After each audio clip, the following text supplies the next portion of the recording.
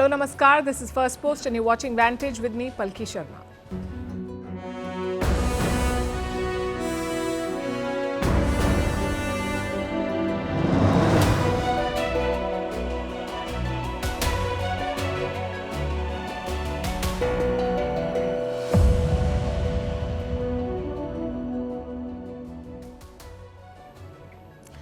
Have you heard the story about the boy who cried wolf?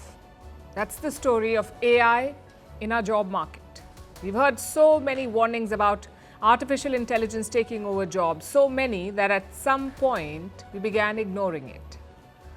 Well, this time it's real. AI and other disruptions have claimed more than 1 million jobs since last year.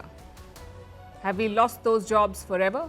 And if so, where are the replacements? We'll discuss all of that tonight. Also on the show, Tesla has approved a $1 trillion pay package for Elon Musk, which makes you wonder how much money is too much money. In China, the military has deployed its most advanced aircraft carrier. In Pakistan, Asim Munir is poised to become the de facto president of the country. In the United States, Donald Trump has hosted leaders from Central Asia. And in Thailand, a controversy derails the Miss Universe pageant. All this and more lined up. First, the headlines. In India, chaos at the Delhi airport after a technical glitch delays hundreds of flights. This has impacted operations across all airlines at the airport, which is one of the busiest in the world. Flight services in Mumbai have also been disrupted. Reports say the glitch may have been triggered by a malware intrusion. Donald Trump says he could visit India next year. New Delhi is tight-lipped about the US president's potential trip. India will host leaders from Australia, Japan and the US for the Quad summit, but the dates are yet to be announced. Trump's comment comes amid trade negotiations between India and the United States. Hungary's Prime Minister Viktor Orban to meet Donald Trump. This is the first time the two leaders are meeting in Washington since Trump returned to the White House. Orban wants a waiver on American sanctions on Russian oil. Last month, Washington slapped sanctions on two of Moscow's biggest oil producers. Afghanistan and Pakistan resume peace talks in Turkey. The aim is to cement a ceasefire agreed in Qatar last month. The truce ended a week of fierce clashes that killed dozens of people. The South Asian neighbors have blamed each other for renewed border fire. And in the Sudan, the paramilitary rapid support forces agreed to a truce proposal. The announcement came after they captured the key city of Al-Fashar. It was the last stronghold of the Sudanese army in western Darfur. The RSF has been at war with the army since 2023.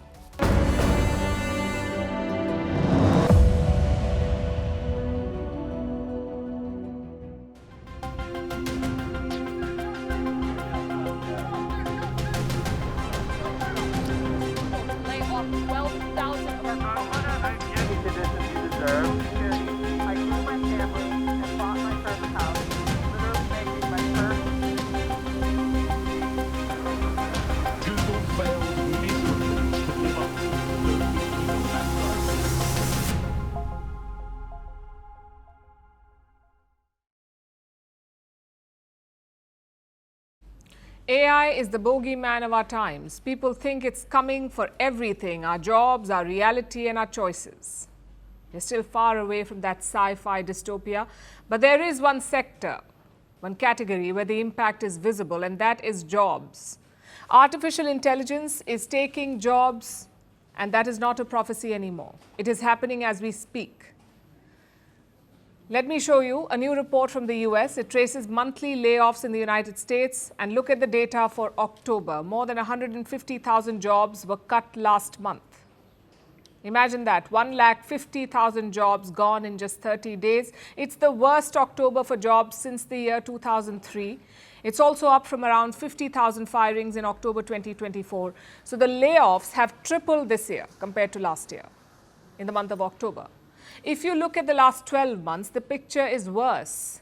The United States lost more than 1 million jobs in this period. Again, imagine that, 1 million jobs gone in 12 months. The question is, what's driving it? Experts have blamed the usual suspects like cost-cutting, a weaker economy and weak consumer spending. But this time, there is a new culprit in the mix, and that is artificial intelligence. If you look at the numbers, it checks out. Similar layoffs were last seen in 2003. That was also a period of churn. Mobile phones were capturing the market. The internet was penetrating deeper and computer use was booming. So naturally, some jobs were lost. More than 20 years later, we are seeing a repeat of that. This time, it's not phones or computers, though. It's artificial intelligence. And the forecast is not looking any better. Most US companies are still in layoff phase. They are yet to announce new hirings. In fact, hiring plans are at their lowest level since the year 2011. If you combine all of this, the picture is quite clear. The AI churn has arrived. Now look at all the major firms. Amazon is cutting 30,000 jobs. UPS has cut 48,000 jobs since last year. Target has cut around 2,000 jobs. IBM has cut 2,700 jobs. Put together, the tech sector has lost 112,000 jobs, 112,000 jobs. Is all of this down to artificial intelligence? Well, the companies say no. Many of them always plan to downsize. And why were they downsizing? Because they were on a hiring spree during the pandemic. Tech companies wanted more manpower during the lockdown, but now the pandemic is behind us, thankfully. So all that extra manpower is not necessary, hence the downsizing. Having said that, AI is also playing a role. Consider Chegg. It's an American edutech company. They have cut 45% of their jobs. Why? Apparently to reflect the new realities of AI. That's how they've put it. Another example is Salesforce. It's a cloud service provider in the United States. Salesforce cut around 4,000 jobs in October. The company is using AI agents instead of humans. So what we are seeing is a cocktail. Yes, there is some organic downsizing, but there's also a brewing AI takeover. The question is, how do we differentiate? How do we know which layoffs are because of AI and which ones are organic? Well, the US Congress is mulling an idea. 2 senators have proposed a bill to track AI's impact on jobs. One is Democratic Senator Mark Warner. The other is Republican Senator Josh Hawley. So it's a bipartisan push. The bill would require companies to report AI's impact on jobs, the layoffs, the new hirings, the change in roles, all of it. Say Microsoft is replacing 1,000 service agents with AI, then they must report it to the US government. And how would that help? Well, it would quantify the impact. It would track both job losses and job creation. And that data could drive policy. Secondly, it would also provide transparency. Right now, a lot of companies are using AI as a cover. They're cutting cost, but blaming artificial intelligence. Again, this bill could put a stop to that. It's something that every country should, in fact, think about. Because AI may not take all jobs, but it will disrupt the job market everywhere. Unless you track and quantify that, you cannot respond to it.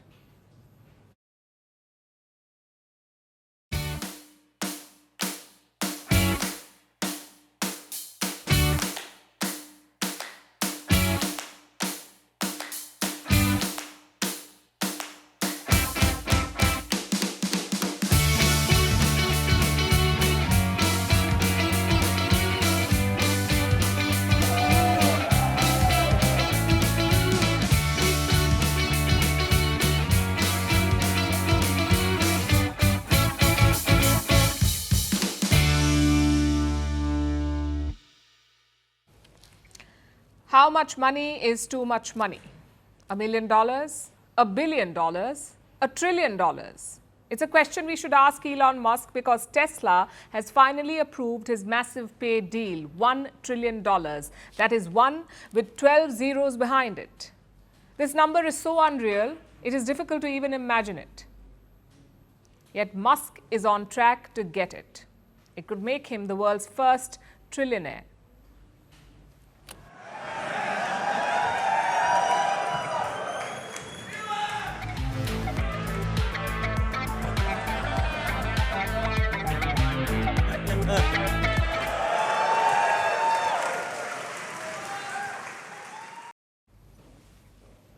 If we were him, we would be dancing too. Imagine having that much money, enough to buy countries as if they were sneakers.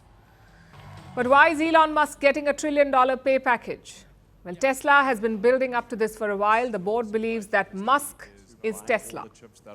He is the brand and the engine behind it.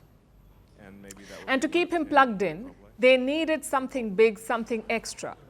Clearly, that was the zeros behind one in a paycheck. But not everyone is clapping. $1 trillion pay package to one person, it does sound absurd. So Tesla put it to a vote, and guess what?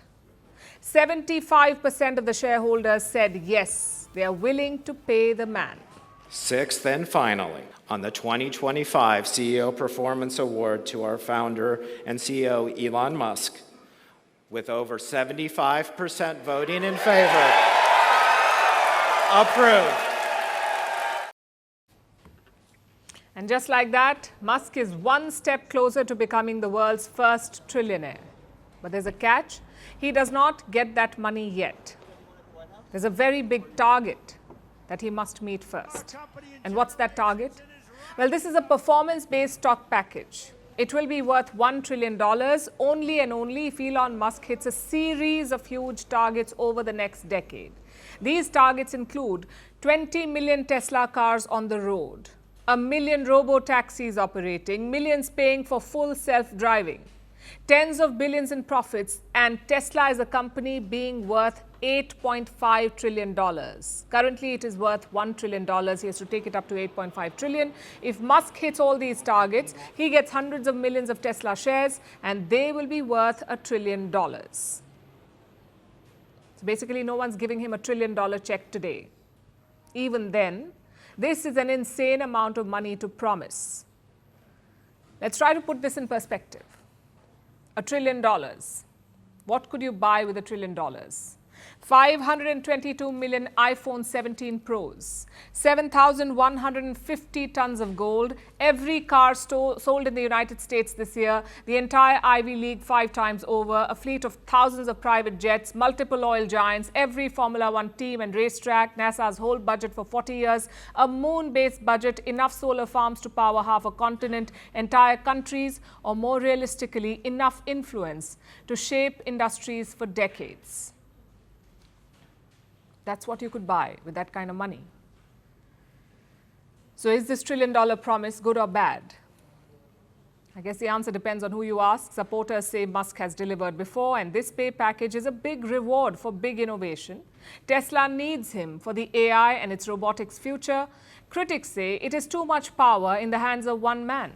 No single executive should be so indispensable. And Tesla has real challenges right now: EV competition, financial pressure, regulatory risk. Now, you could say that both sides have a point. This is not a normal business decision. This is a bet on one person. It's a company betting the future on one man and a pay package bigger than economies of most countries.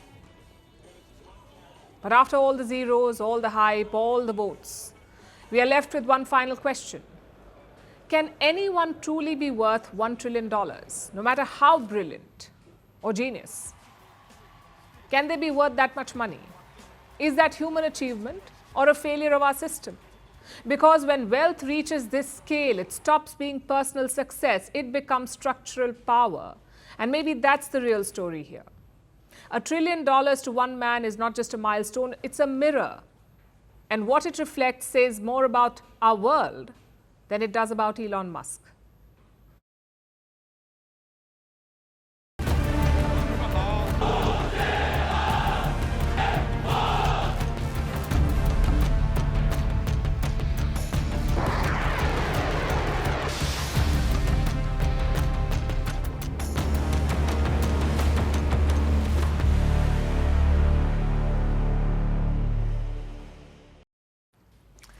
In China, Xi Jinping is making rapid moves. He's upgrading and expanding his military. The scale of this expansion is massive and the pace is alarming.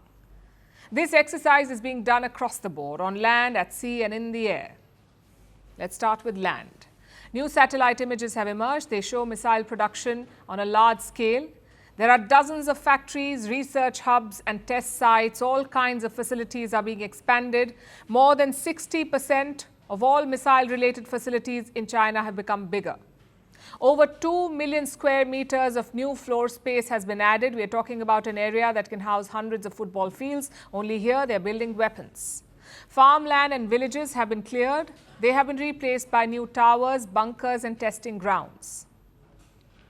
The satellite pictures are telling. If you look closely, in some of them, you can even see missile parts.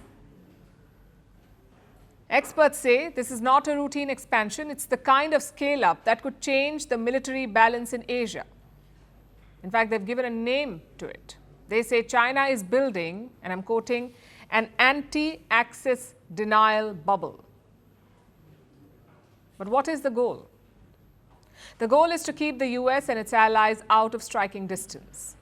You could say this is all about Taiwan. If China attacks Taiwan and America enters the conflict, then these missiles will be China's first line of defense. They could be used to hit all kinds of targets, ports, air bases, supply hubs, which is why China is producing more of them. And leading this effort is the PLA rocket force. The PLA is the People's Liberation Army, the Chinese army. They have a rocket force. It is the military branch which controls China's nukes and ballistic missiles. Xi Jinping calls it the core of strategic deterrence. And he is adding muscle to it by stockpiling more missiles. Although it's not clear how effective these missiles are. Remember, not too long ago, this same missile force was hit by a scandal. We told you about it on the show. They found water instead of fuel inside some of these missiles. And it was extremely embarrassing for Beijing. It triggered a massive military purge. President Xi removed the generals who were leading the rocket force. But now he has put the same force at the center of his defense upgrades. And this is just one part of the story. The military expansion is also happening at sea. This week, Beijing unveiled its most advanced warship ever. It's called the Fujian aircraft carrier. It officially entered service 2 days ago. Xi Jinping presided over the ceremony himself. He walked the deck, he greeted the officers, and he called them heroes of the nation. The Fujian represents a huge leap for China's Navy. The carrier is equipped with an electromagnetic catapult system. What does that mean? Well, it's the kind of technology that lets aircraft launch faster, carry heavier weapons, and return safely with less strain. The Americans use the same tech on their warships, and now the Chinese have it too. The Fujian can launch more aircraft in less time with greater range and precision. Plus, it's a massive warship. The Fujian nearly matches American carriers in size, and with its induction, China has 3 active carriers now. Reports say it's already working on the 4th one, possibly a nuclear-powered warship. The idea is to project power deep into the Western Pacific. These warships can serve as the backbone of China's naval strategy. They can sail with submarines and destroyers and constitute full carrier strike groups. Such groups can patrol far from Chinese shores. From the South China Sea to the Indian Ocean, they can be deployed anywhere.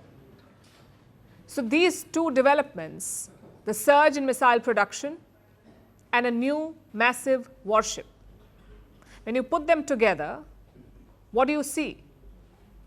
You see that China is no longer preparing just for a limited war. It is preparing to dominate the Indo-Pacific. The twin expansion shows a two-pronged strategy. China wants the capability to strike from land and to project power from sea. It wants to be able to surround and take Taiwan by force and deter the US and other powers in the wider Indo-Pacific. Washington is watching these developments closely. The Pentagon has issued an assessment. It says China's nuclear arsenal is expanding faster than other nations' arsenal. China is adding around 100 new warheads every year. This is the most aggressive military buildup since the Cold War. And it's happening in plain sight. Its implications are global. China's missiles can now reach Guam. Its carriers can sail across the Indian Ocean, and its fleet can secure vital sea lanes. Xi Jinping's war machine is upgrading fast. This is not preparation for defense. This is preparation for dominance.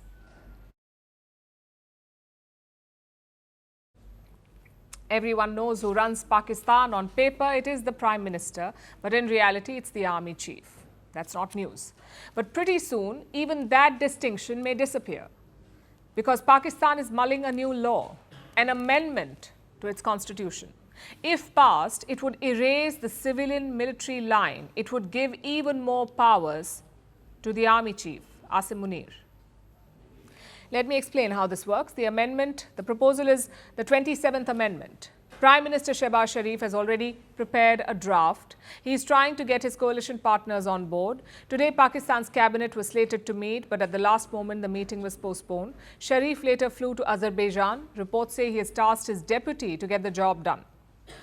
Back in Pakistan, this move has divided everyone. There is pushback from the people, there is pushback from the opposition, and there is pushback from Sharif's own allies. So tonight, let's take a closer look at this amendment. What does it seek to do? What is it about? Mainly three things. Number one, empower the military even more than it already is. Right now, Pakistan's armed forces are technically under the federal government. They are commanded by the country's president. Reports say this amendment will change the setup. The 27th Amendment will create a permanent post of Field Marshal. He will command the military. He will appoint senior military officers and he will preside over the service chiefs, sort of like an unquestionable military leader. That too on par with the Prime Minister and the President. No prizes for guessing who this position is being created for. It is Field Marshal Asim Munir. So that's the first goal of the amendment, to give him more power. Number two, to hijack the judiciary. A new court will be created by this amendment, and this court will hear crucial cases like those linked to the constitution or fundamental rights. And same with judges. Earlier, judges could only be transferred by the judiciary, specifically by chief justices, but that power will be handed over to the Prime Minister. Again, the idea is clear. Munir wants to weaponize the judiciary to crush his opponents. Basically, bye-bye Imran Khan. And finally, the third goal, to centralize power. Back in 2010, Pakistan had passed a significant law.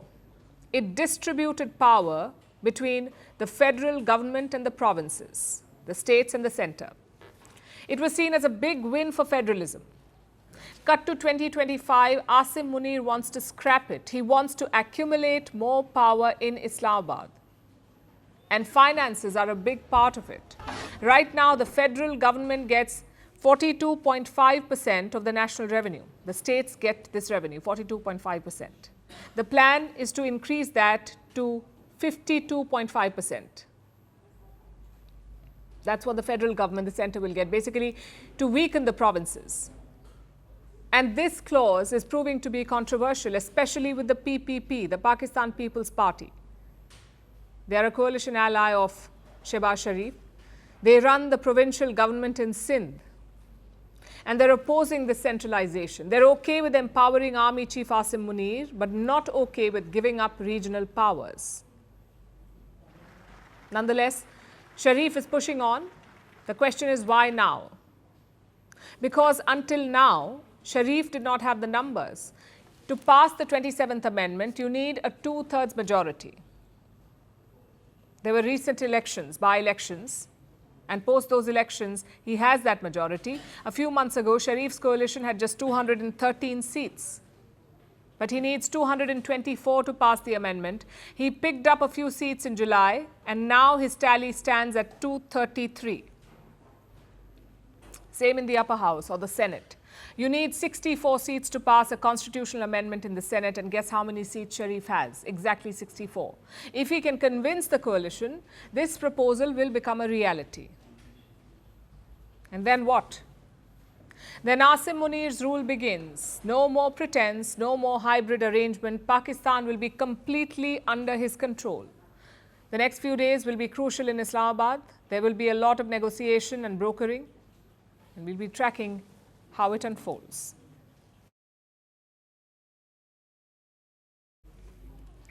Now let's talk about Donald Trump and his new focus, Central Asia. That's 5 nations: Kazakhstan, Uzbekistan, Kyrgyzstan, Tajikistan and Turkmenistan.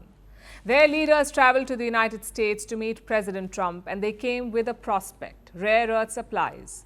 This region, Central Asia, is rich in rare earths. Trump called it, and I'm quoting, an extremely wealthy region. It's also strategically significant. It has traditionally been Russia's backyard. It is currently China's playground, and now Trump wants to make inroads.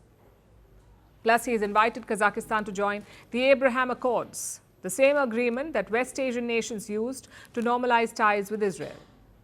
Our next report tells you more. Donald Trump is looking east again. This week, he hosted the leaders of 5 Central Asian nations at the White House: Kazakhstan, Uzbekistan, Kyrgyzstan, Tajikistan, and Turkmenistan. The group is known as the C5+1, 5 former Soviet republics plus the United States. The agenda sounded familiar: trade, security, and energy. But this time, it was about something else, too. Minerals. The minerals that power smartphones, fighter jets, and electric cars. And the message from Trump was clear: America wants in. Trump called Central Asia an extremely wealthy region. He said it holds the key to America's energy independence. The nations of Central Asia, known as the C5, sit at the historical and geographic crossroads of the world. These nations were once home to the ancient Silk Road connecting east and west. Great history, tremendous, beautiful history. The talks focused on critical minerals: uranium, copper, gold, and rare earths. These are the materials the U.S. needs to cut its dependence on China and to compete in the next phase of global manufacturing. During the meeting, new deals were announced. For Trump, this is part of a broader plan to secure supply chains and expand America's economic reach. I'm committed to making America's partnership with each of these countries stronger than ever before. And I've had a relationship long before this. We've had a great relationship with some of the leaders sitting at the table, and I understand the importance of this region. But Trump's diplomacy didn't stop with trade. At the same summit, Kazakhstan made a major diplomatic move. It announced plans to join the Abraham Accords, the U.S.-led framework that normalized ties between Israel and several Arab nations. This evening, I'm also delighted to report that Kazakhstan has officially agreed, and that's official now, as of about 15 minutes ago. A tremendous country with a tremendous leader has officially joined the Abraham Accords. And I just want to thank you, Mr. President. It's a great honor. It's a tremendous honor to have you. Really great. The decision was symbolic. Kazakhstan and Israel already have diplomatic ties. But joining the accords sends a message. Trump called it a great step toward peace. He also hinted that a larger signing ceremony could happen soon, with more Muslim-majority countries joining in. So, what does all this mean? Why is Trump suddenly courting Central Asia? The answer lies in geopolitics. This region sits between Russia, China, and Iran, 3 of America's biggest rivals. And all 3 are deeply entrenched there. Russia dominates the region's security and trade networks. China dominates infrastructure and mining. Together, they control most of Central Asia's railways, pipelines, and markets. Trump wants to change that. Since taking office, Trump has signed several trade deals across Central Asia. He's positioning the U.S. as an alternative, a third partner that can match Russian influence and rival Chinese investment. In Washington's view, minerals are the entry point. Whoever controls the supply chains controls the future economy. And Central Asia is one of the few regions left with untapped reserves. But it's not an easy game. Central Asia's geography binds it to Moscow and Beijing. Its trade routes, power grids, and pipelines all flow through them. Analysts say the best the U.S. can do for now is maintain a footprint, a presence, not dominance. Still, Trump's move matters, because it marks a shift. For years, Central Asia was a quiet zone, far from America's main focus. Now it's becoming a new front in the global race for minerals, markets, and influence. Trump's strategy is simple. Use business and diplomacy, not war, to win ground from Russia and China. If it works, it could redraw alliances in the heart of Eurasia. If it fails, it will remind the world just how hard it is to outplay geography.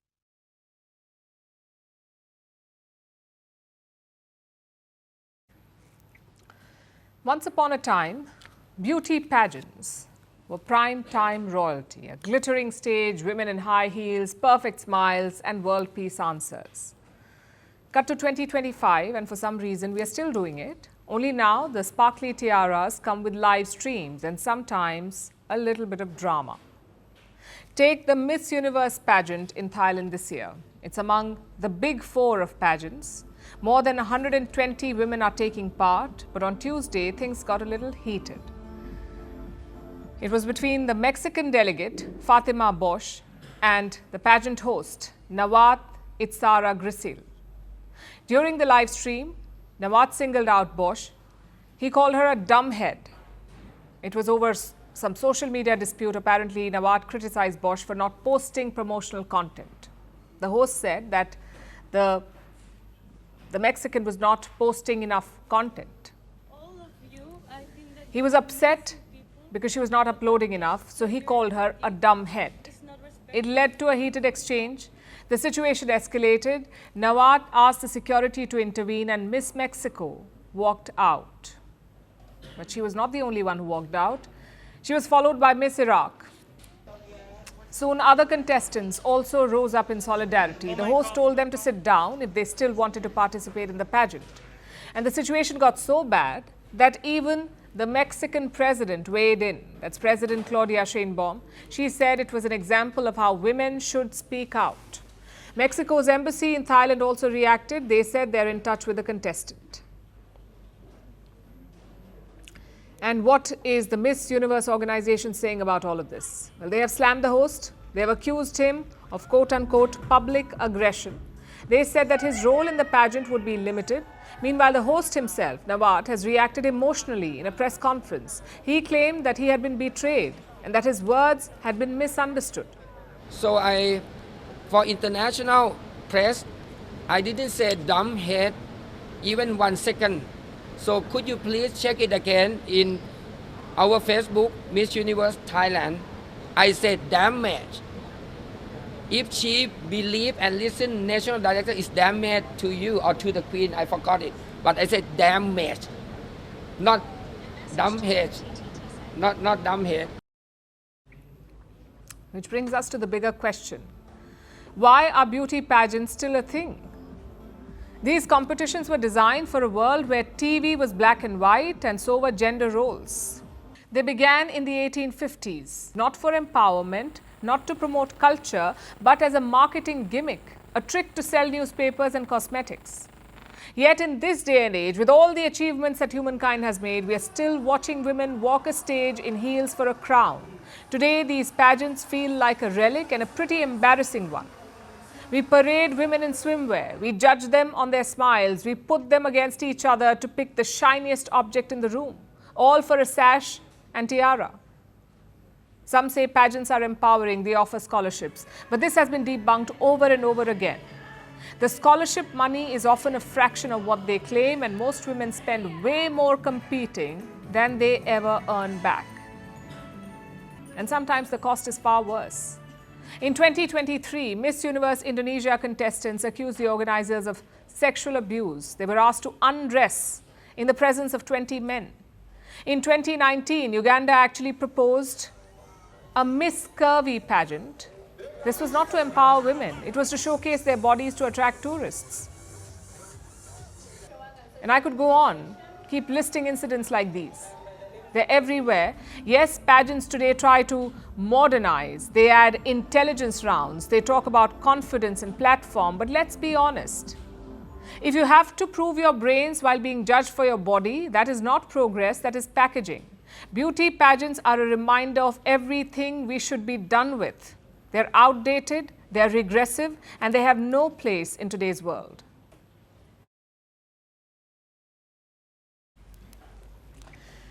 Our next story is about a rescue and a fraud. It's a story that began with promises of dream jobs and ended inside scam compounds in Myanmar. Hundreds of Indians were lured with promises of high-paying jobs. Instead, they were held captive.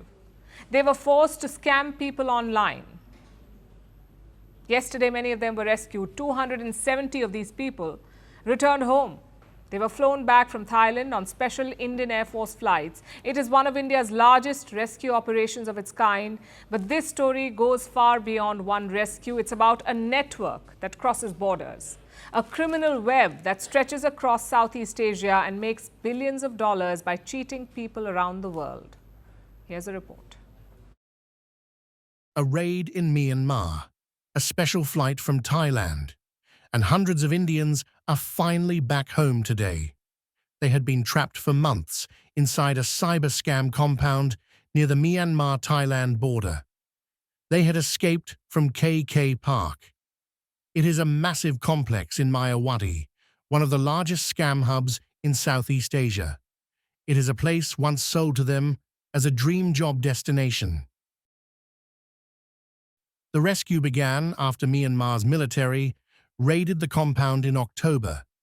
Troops arrested more than 2,000 people, and they seized Starlink terminals used to power online scams. As the raid unfolded, hundreds fled across a river into Thailand. Among them were nearly 500 Indians. 2 special Indian Air Force planes later brought 270 of them home on Thursday. Officials say this is one of India's largest rescue operations linked to cyber trafficking. Those who returned will now be questioned, not as suspects, but as witnesses. The goal is to understand how these networks recruit, move, and control workers across borders. Most of these networks operate from large, secured compounds in border regions. They have dormitories, offices, and even hospitals. But behind those walls, people are forced to work for hours. They are forced to run fake investment and romance scams. Here's how it began. Fake job ads appear online, promising high salaries and easy office work. Recruits are offered tickets to Thailand or Laos. Once they arrive, they are taken across the border into Myanmar. Their passports are taken away. They are told they owe money and must work to repay it, and their work. Trick people online. Scammers send messages pretending to be investors or romantic partners. They build trust slowly, then convince victims to invest in fake schemes. Once the money is sent, the scammers vanish. It's called pig butchering. That means fattening the victim with lies before taking everything. In 2023, the United Nations said over 100,000 people may be trapped in such compounds in Myanmar. Another 100,000 could be in Cambodia. Others are scattered across Laos, the Philippines, and nearby regions. At the KK Park scam hub, victims and workers came from several countries. These include India, China, Vietnam, Kenya, and Ethiopia, among others. The mix of nationalities points to a global operation built over years. Many of these centers once operated as casinos. When the pandemic stopped tourism, those casinos shut down. Criminal syndicates moved in and turned them into scam hubs. They now reportedly generate billions in illegal profits each year. Myanmar's military says it is cracking down, but many of the compounds lie in militia-controlled border zones. Some are also allegedly linked to Chinese criminal network. In several areas, local economies depend on the money they bring in. That web of crime has turned a regional racket into a global problem. For India, the rescue flights are a major step forward. Several more citizens are still waiting to return home. But the crackdown in Myanmar has revealed how vast these networks are. Across Southeast Asia, new compounds keep emerging, and each raid is exposing more victims, more recruiters, and new trafficking routes.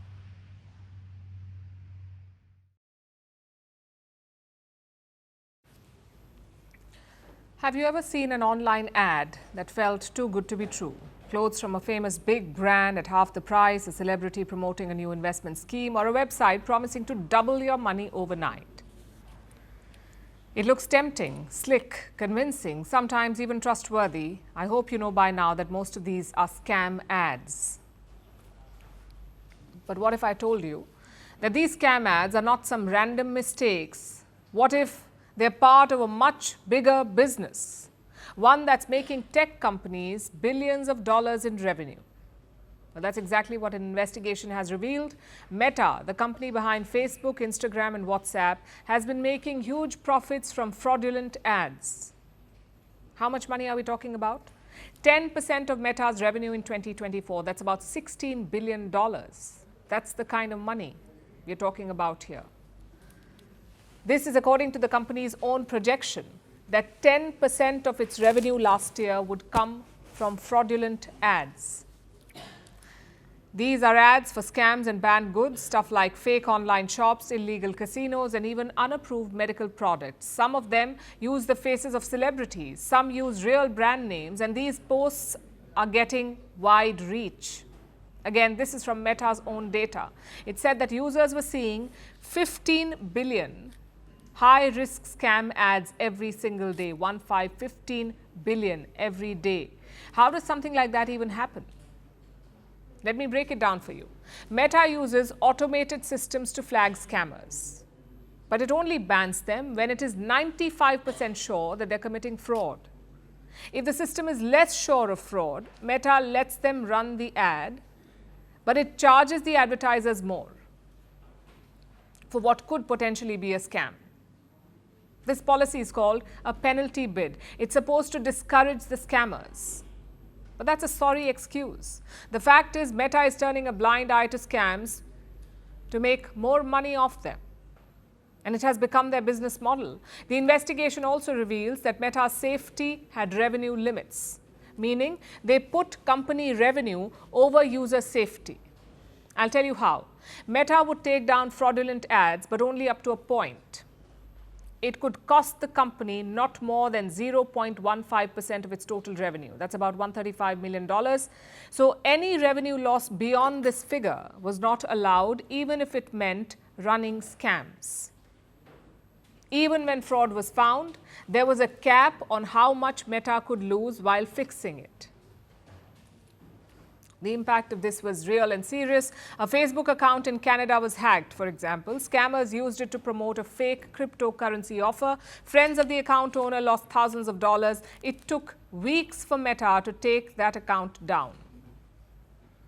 Besides, Meta's own research showed that its platforms were involved in about a third of all successful scams in the United States, Meta platforms. These are all glaring lapses. Do you know what Meta's response to this investigation is? They've dismissed it. The company says the 10% figure is rough and overly inclusive. It claims that many of those ads were legitimate. Meta also says it has reduced user reports of scam ads by 58%. Needless to say, it's far from enough. Also, this is not just a Meta problem.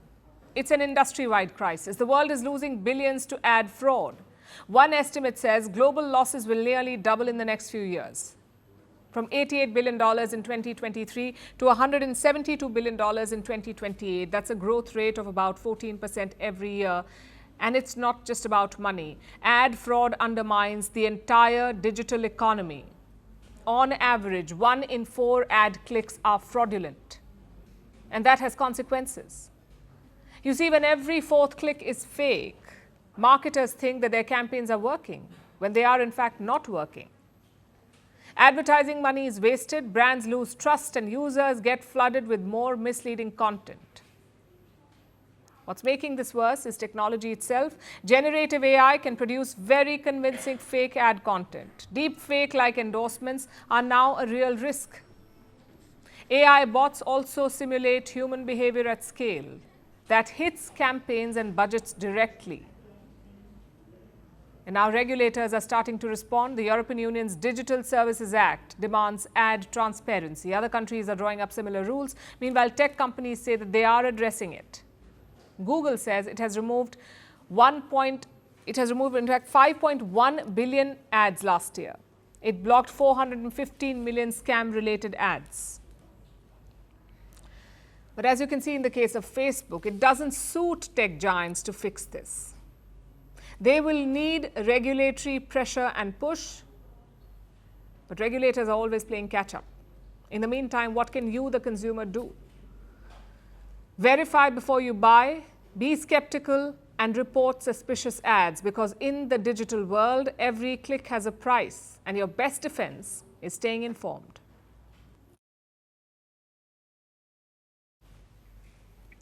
In West Asia, tensions are flaring once again, this time between Israel and Lebanon. Israeli jets have carried out fresh airstrikes in Lebanon. Israel says the targets were Hezbollah positions and weapons depots hidden inside civilian areas. Lebanon says these were unprovoked attacks on its territory. These strikes come almost a year after a US brokered ceasefire between Israel and Lebanon, a deal that had ended months of fighting. That truce now appears to be unraveling. Israel says Hezbollah is violating it by rebuilding its military strength near the border. Lebanon says it's Israel that is breaking the peace. I guess the question is, can they contain the hostilities, or will this blow up into another full-scale war? Here's our report. Tensions are peaking between Israel and Lebanon once again. Southern Lebanon is under heavy fire. Israeli jets have struck several towns near the border. Israel says the targets were Hezbollah sites. They were targeting weapons storage facilities built inside civilian areas. Before the strikes, residents were told to leave. Evacuation maps were posted online, marking the buildings Israel said were being used by Hezbollah.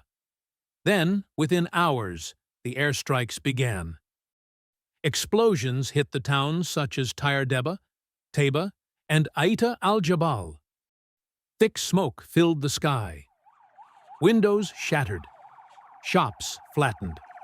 Homes and shops were left in ruins. Cars and power lines were destroyed.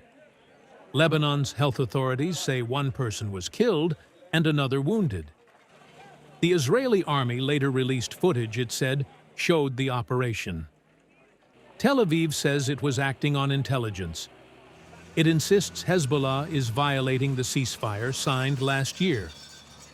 That deal, brokered by the United States, was meant to end more than a year of fighting.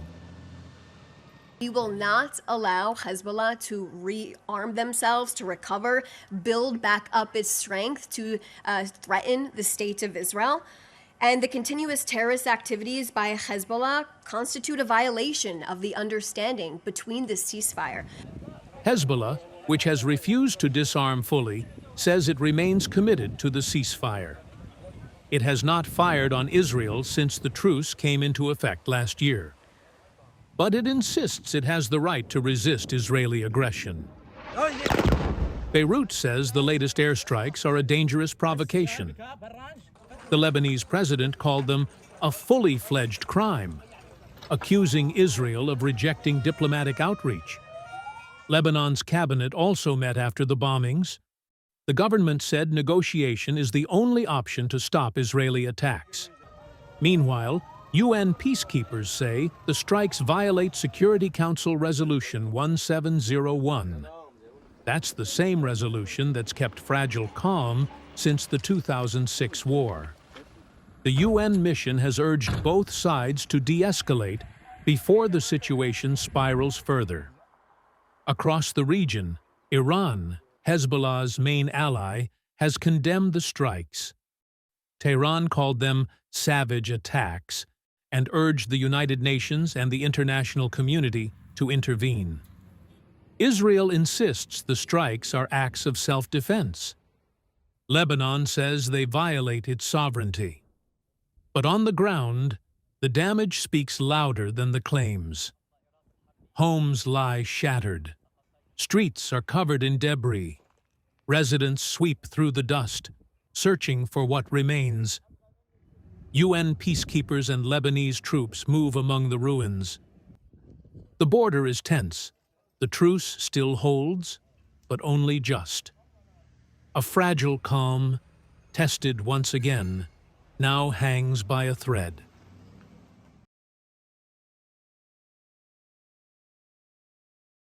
Winter is settling in across the globe, but in India, it is wedding season.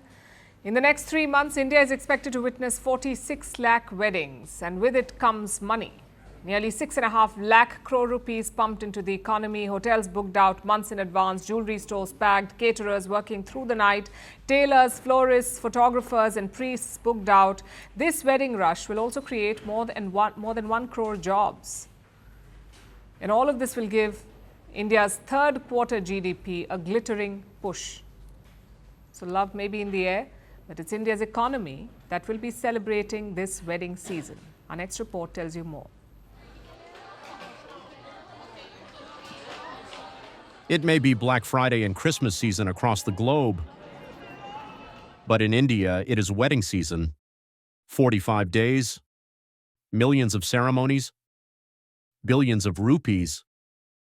The latest estimates, 6.5 lakh crore rupees pumping through the economy in less than 2 months, powered by 46 lakh weddings.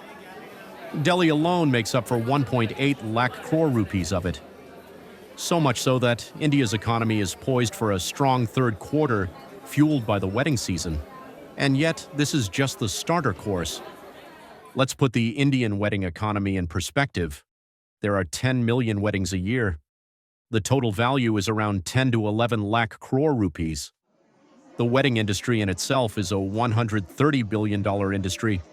By 2030, it is projected to touch $290 billion. Earlier, the wedding season was from November to February. Now, it is a 12-month industry, not just a seasonal affair. But the winter season is still the busiest. A significant portion of spending now happens on high-end luxury weddings. This includes destination weddings. They are alone is a $3.5 billion subsector, growing at 22% annually. Earlier, it was about weddings in exotic locations like Lake Como or Cappadocia in Turkey. But in 2024, Indian Prime Minister Narendra Modi urged couples to wed in India instead of abroad. Since then, there's been a boom in local destination weddings, especially in Goa, Udaipur, and many hill stations. Around 9% of weddings have budgets exceeding 1 crore rupees. So who makes the money? There are a lot of industries that get a slice: jewelry, apparel, and saris, catering, decor, and florals, hotels and venues, photography and videography, transport and logistics, invitation printing and gifting, makeup, music, and fireworks, and of course, the new obsession is drones. So, how many people get paid because 2 people fell in love? The upcoming wedding season is set to create 1 crore jobs. This includes temporary, part-time, and freelance workers, from caterers and chefs to florists, light and sound crews, tailors and fashion designers, venue staff, beauticians, photographers, and most importantly, pandits. Even priests have wait lists now. And there's also a boost in local consumption. More than 70% of wedding purchases are now India-made. Vocal for local weddings has become a thing. Business for textile weavers, jewelry artisans, and traditional craftsmen is booming. There's even the guest list economy. Attendees are the new revenue channel. It's not just the families of the bride and the groom, it is even the guests attending the wedding. Average order for new outfits range from 6,500 rupees to 15,000 rupees. And that's the magic of Indian weddings. 2 people say yes, and suddenly the economy says thank you. Shows you that in India, weddings aren't just celebrations, they are economic engines and industrial ecosystems. Love may not conquer all, but in India, it certainly fuels the GDP.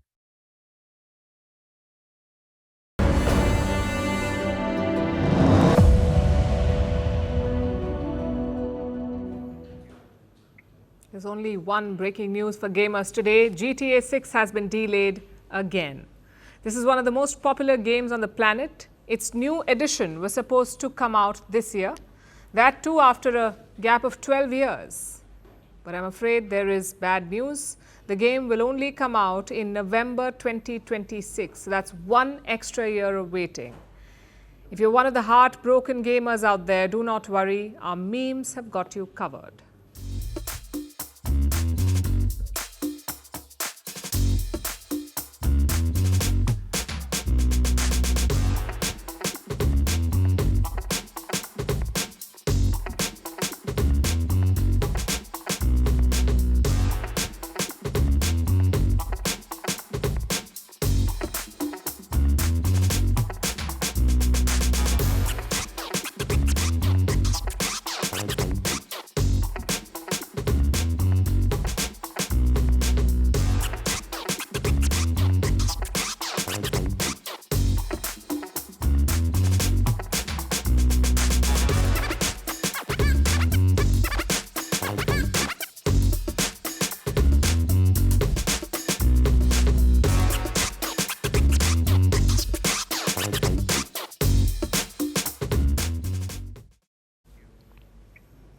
And now it's time for Vantage Shots, images that tell the story. In the UK, children took over the House of Commons for the annual session of the Youth Parliament. Protesters clash outside a football stadium ahead of Aston Villa taking on Maccabi Tel Aviv. And a baby hippo charms visitors at the Berlin Zoo's lagoon. Finally, we're taking you back in history on this day in 2000. The US presidential election between Democrat Al Gore and Republican George W. Bush ended with no clear winner. This led to a bitter legal dispute. It was only settled on December 12th by the US Supreme Court. George W. Bush went on to become the 43rd US president. We're leaving you on that note. Thank you for watching. Have a great weekend.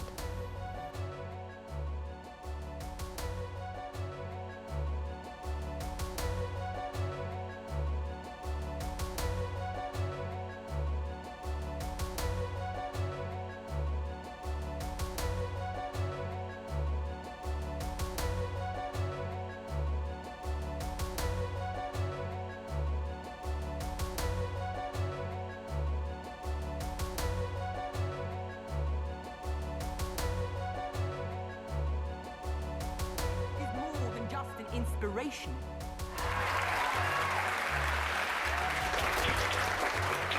Not meant to wear hats in the chamber. I'm going to go. It's not just a housing crisis; it is a youth opportunity crisis. Work experience and end the hypocrite. Oh, it's not fair. The lament echoed by a generation of disillusion.